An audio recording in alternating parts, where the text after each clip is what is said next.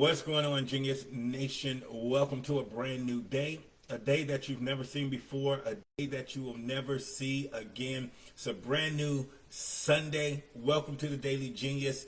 I am Dr. Will, and as always, super excited that you're here joining with us inside the nation, rocking out with us on this Father's Day. I want to take this time out to wish all you phenomenal fathers out there a happy Father's Day. I hope today that you get the love, the honor, the respect that is due unto you. I hope that you celebrate yourself, celebrate the man that you are and the role that you play, the important role that you play in your children's lives. Thank you guys that are coming in live.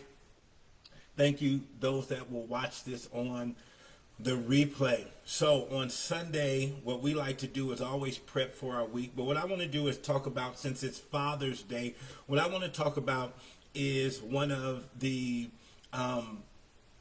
greatest things you can do as a father. One of the greatest things I believe you can do as a father, and that's have a vision for your family. Have a vision for your family. You know, the Bible says it like this. It says, without a vision, people perish. Without a vision, people perish. And I think the same is true for families, organizations, associations. If you don't have a vision, you will perish. So, in talking to the fathers out there today, if you've never sat down and wrote down a vision for your family, where do you see your family in 15 years? Where do you see your family in 30 years? What's the pathway that you want to send your family on? And when we talk about creating a vision, we're talking about creating a picture. So let's just say, let's toss a number out there. Let's say when you turn 60, when you turn 65, what do you want your family unit to look like? What do you want that to look like? What do you want your relationship with your kids to look like? What do you want your relationship with your grandchildren to look like? How do you want to provide for your grandchildren? Another Bible verse says, a good man leaves an inheritance to his children's children. Now, I recently was blessed with my first granddaughter, and it really brought all of these things together for me. When we talk about legacy and when we talk about family, seeing my granddaughter Nyla really brought all of these concepts that I've been talking about for years and years and years. A good man leaves an inheritance to his children's children. What does this do? This does a couple of things for you as a man. The first thing it does is gives you direction. It gives you direction. So you're not living a aimless life, a pointless life. The philosopher Aristotle, I believe it was, he said, an unexamined life is a life not worth living. Meaning, take some time. Take some time. What do you want your 80 years on this planet to mean? Right? What do you want to drive? What do you want to create in this 80 years that you have? And a lot of that should be built around your family.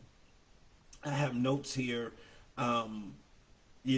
since my kids were little, what type of individuals I wanted them to be, how I wanted them to enter into society.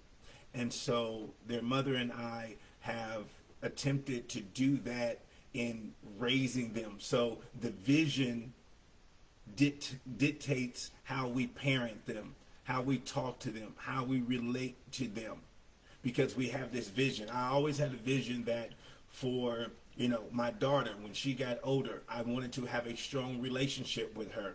My son, want to have a strong relationship with him. So that doesn't start when they become adults. That starts as children. So because you have this guiding vision that when my kids get older, I want to have a relationship with them.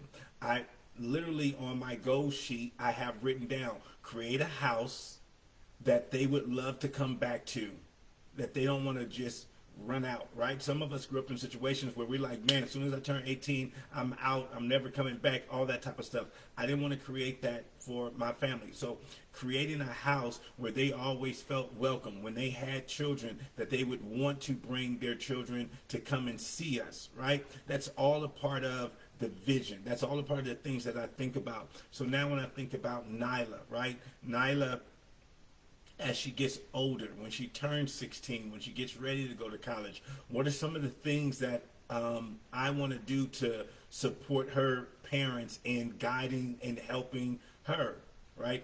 Once again, for my children, what are some of the things that I want to do to help them? You know, when my 80, 90 years is over here, what do I want to leave them? All of this should be encompassed in your vision, and day to day, that's what you should be working on. That's what you should be striving for every single day, to fulfill this vision. So as a man, I think it's critically important. It's critically important for you to have a vision for those you say you love. It begins to become the foundation. It tells you, number one, I said it gives you direction. Number two, it gives you focus. You know exactly what you need to be focusing on. Even when it comes to our money, I always say, if your money doesn't have a mission, it will come up missing. You've ever had that, man, where did all my money go? Where did all my money go? It's more than likely your money didn't have a mission. It didn't have an assignment. And if your money doesn't have a mission or assignment, it'll go missing. And so when you have a vision, right? When you have a vision, the Bible, when it talks about that in another translation, it says when a person doesn't have a vision, it says it puts off restraints. It has no boundaries, right? But when you have a vision, you say, you know what, man, what do I want to do for Nyla when she turns 16? So instead of spending this $1,000 on something frivolous, I'm going to put it into an account. All right, boom. Next year, I'm going to put this into an account, another $1,000. Boom, next year, I'm going to put another $1,000. So now by time she's 16, right? By time she's 16, her parents say, man, we want to get Nyla a car. We're now able to assist in that, right? Boom, another year. Nyla's ready to go to college or whatever she wants to do or pursue. We're now able to say, hey, here's a check from grandpa and grandma, boom, just to help you out.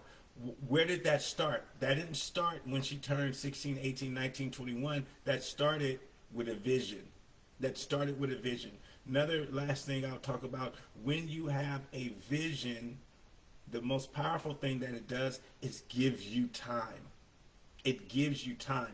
When you now have a vision, man, how do I want to be in 20 years? How do I want to be in 30 years? Now I have 20 years to prepare for that.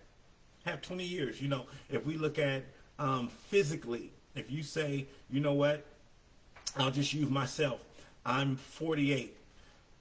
One of my goals is when I'm 60, I want to be able to still bend over, touch my toes, tie my own shoestrings. Well, I now have 12 years, right? If I need to stretch, get flexible, all that kind of stuff, I now have 12 years to do that versus waiting till I turn 59 and saying, oh, I got aches and pains in my back.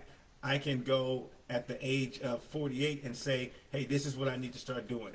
I need to start doing some agility stuff. I need to start doing some flexibility stuff right now, right? That's what vision does. It gives you that time to prepare for all these things that you want.